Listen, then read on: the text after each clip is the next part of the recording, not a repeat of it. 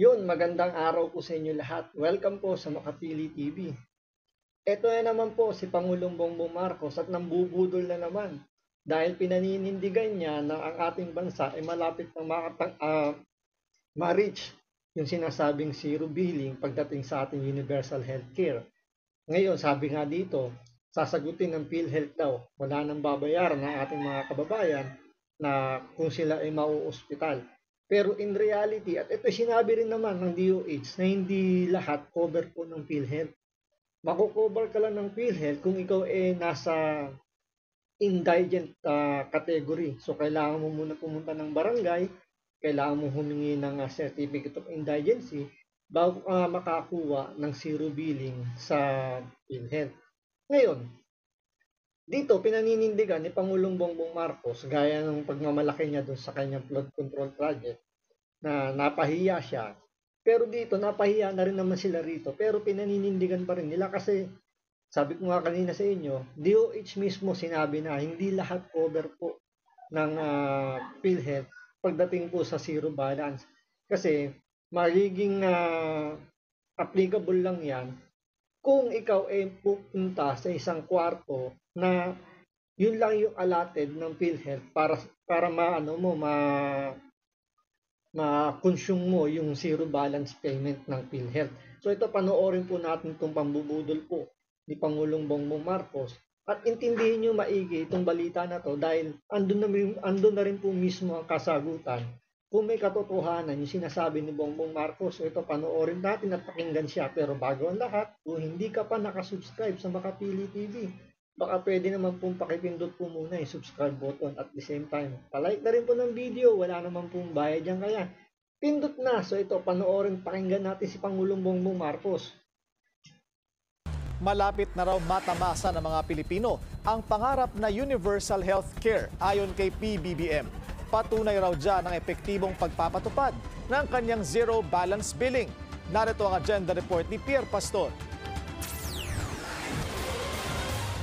Dinadala mismo sa pasyente o kaanak niya sa kanyang kwarto ang zero billing statement sa Bataan General Hospital and Medical Center. Ito raw ay para hindi na kailangan pang pumila sa billing section. Bagay na ikinatuwa ni Pangulong Bongbong Marcos nang dumalaw siya sa ospital. Another added convenience which I think we should adopt all around the Nagpapalakpakan sila kasi nga zero billing at dadalhin pa daw sa kwarto ng mga pasyente yung mga kailangan nila. So hindi na daw kailangan umalis pa at wala nang iintindihin yung mga pasyente. Kaya nagpalakpakan po yung mga tagahanga ni Pangulong Bongbong Marcos. Pero pakinggan yung maigi yung balitang ito at intindihin natin. all around the country. And that's why I'm very happy that we are instituting this program. I think it's been a long time coming. Lahat ng pasyente sa BGH-MC ay nasa charity ward. So basically, Nasaan daw yung mga pasyente ng ospital na to? Nasa charity ward po.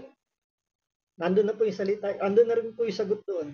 Charity ward. So ibig sabihin po, wala po talagang babayaran. Alam niyo po ba kung anong sistema pag ikaw ay nasa charity ward?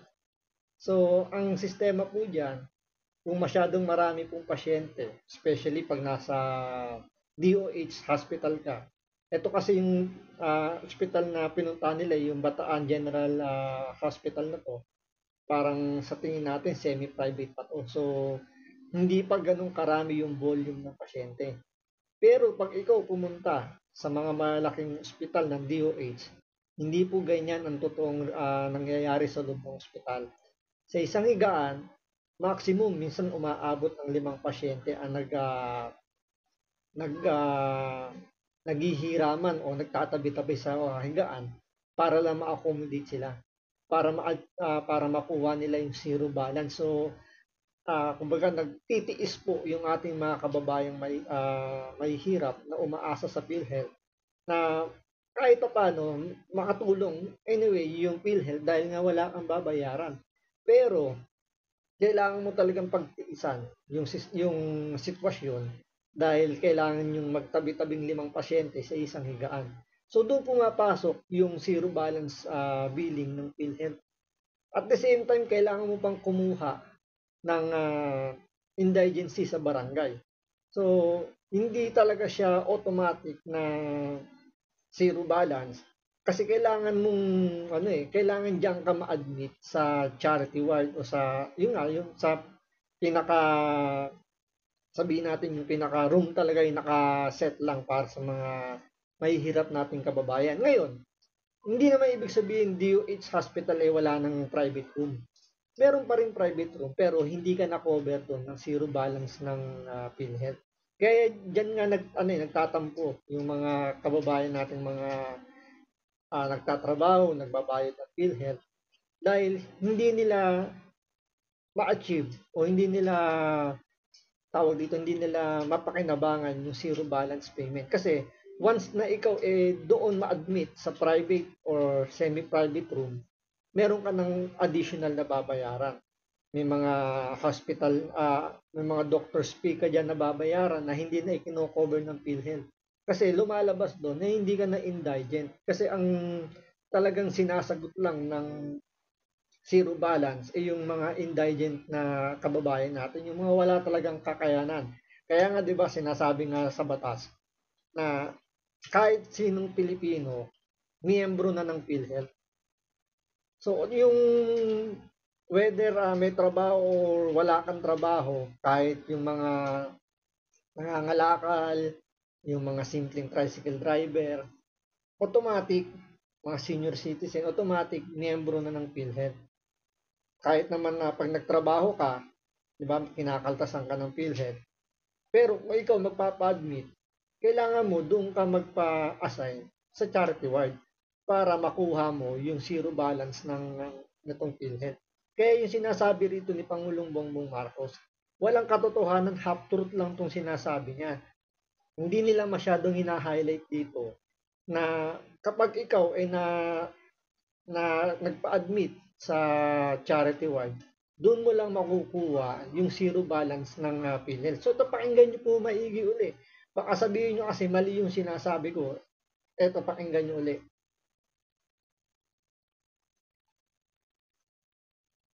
Sa BGHMC ay nasa charity ward. So basically wala kaming pay ward para pagpasok ng pasyente rito pantay-pantay. So walang masisingil ng professional fee or excess outside sa kiniklaim ng PhilHealth. Ang pagbisita. So yung ospital niya, ang ospital na to talagang wala siyang private room. So naka-design ang ospital na to na walang na lahat parang charity ward. So sa mga magpupa-ospital, make sure lang na liwanagin nyo muna kasi hindi lahat merong ganitong klaseng ospital na walang private room. Kasi pag ikaw, kung alimbawa ikaw may pera ka naman, kaya mo hospital, tapos pumunta ka sa ganitong klaseng ospital na wala silang ganung klaseng kwarto, malamang sa malamang magreklamo ka. Siyempre, kaya mo nung magbayad ng private room pero bakit kailangan ka ilagay sa charity ward para ma-avail mo lang yung zero balance ng PhilHealth. Kaya medyo half truth lang yung sinasabi sa balita na to kasi sana sila rito punta sila sa mga DOH mismo, mga public hospital. Diyan magkakaalamanan kung yung zero balance payment ng PhilHealth may katotohanan. Pagbisita ni PBBM ay para masigurong gumagana ng maayos ang zero billing policy na mahigpit na ipinatutupad sa 78 DOH hospitals sa buong bansa. Malapit na tayo umabot talaga sa universal healthcare. Malapit na raw tayong mapunta dun sa sinasabi ni Pangulong Bongbong Marcos. Ako palagay ko napakalayo pa.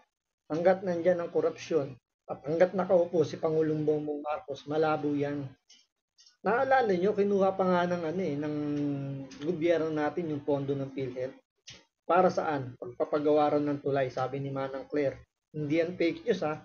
Sinabi yan ni Manang Claire na kaya daw kinuha yung excess funds ng PhilHealth dahil kailangan pondohan yung tulay.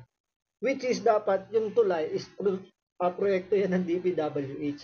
Pero kinuha nila yung pondo ng PhilHealth pampagawa ng tulay kasi paano nga naman daw may tatawid yung isang pasyente, halimbawa na sa kabilang isla, kailangan para mapabilis daw yung serbisyo, kailangan magpatayo ng tulay, gagamitin yung pondo ng PhilHealth para madalis daw makuha or may transport yung pasyente. So, parte pa rin daw ng PhilHealth yung pagpapagawa ng tulay. So, siyempre, pag gumawa ng tulay ang DPWH, alam naman natin na nababawasan yan pagdating sa korupsyon. So, kaya malabong-malabo yung sinasabi rito ni Bongbong Marcos na malapit na nating ma-achieve yung universal healthcare na yan. Ma-achieve lang natin yan kung mauubos lahat ng mga corrupt officials sa bansa natin, lalong-lalo na sa panahon ni Bongbong Marcos kasi talaga naging garapalan yung naging korupsyon. Dahil 6 na taon nga naman silang nagutom nung panahon ni Pangulong Duterte, kaya wala silang inasahan, kaya ngayon nagbabawi na sila. So meron pa silang 3 taon para kumubra at mabaon tayo sa utang, kaya malabong ma-achieve natin yung universal healthcare na yan. We're about 80% of the way. Kulang na lang, kaunti na lang at matutupad na natin yung universal healthcare. My aspiration, of course, is to achieve the dream of universal healthcare for all our people. Ang BGHMC ay hindi lamang exclusive para sa taga-Bataan. May mga tumatakbo rin dito mga taga-Zambales at ilang bayan ng Pampanga.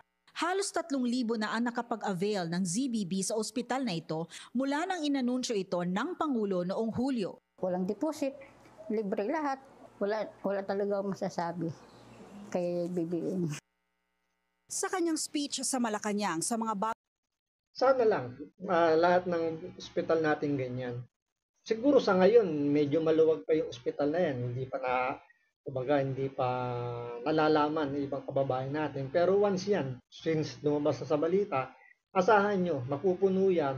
At yung sinasabi ni Pangulong Bongbong Marcos, yan magkakaalamanan kung talagang magiging applicable yung zero balance ng PhilHealth. So yan ang aantayin natin. Pero sana, subukan din nilang pumunta sa mga public hospital. Doon natin magkakaalaman na kung nararamdaman ba ng mga kababayan natin yung zero balance ng PhilHealth. So maraming salamat po sa panonood. Ingat po kayo lagi. God bless.